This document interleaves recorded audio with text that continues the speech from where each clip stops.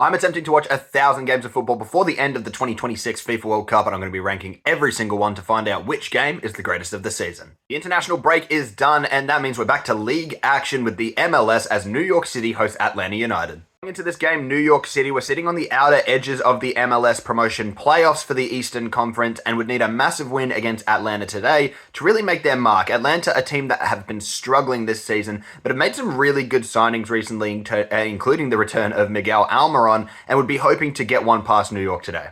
However, Almiron would start on the bench, and the first half would be a bit meaningless. Not a lot happening. That wasn't until the 44th minute when New York City legend Maxi Morales managed to get the first of the game to put them 1-0 ahead going into the halftime break. And after a relatively empty first half, you wouldn't be too mistaken for thinking that the game would sort of fizzle out and just maybe stick to a one-goal deficit, maybe even a 1-1 comeback. However, what would occur just 10 minutes after the break would be absolutely unthinkable. Because seemingly for no reason, New York City just came to life. Atlanta having a 5-minute period of absolutely terrible play, allowing New York City to score goals in the 55th minute through Monsef Bakra, and a double in the 57th and 59th minute through starman Hannes Wolf, to manage to make it 4-0 within 60 minutes.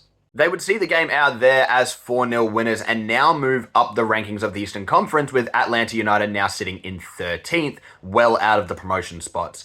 New York would finish the game out 4-0 to advance even higher in the Eastern Conference, sitting about 3 points into the playoff spots, whereas Atlanta United tank now down to 13th, sitting well outside that range. A very interesting game that was boring in parts, but a really interesting sort of sprint in the middle of the game made it quite enjoyable. And for me, with New York City being my MLS team that I support, it's nice to see them finally playing some good football. I'm going to rate this game a 7.2.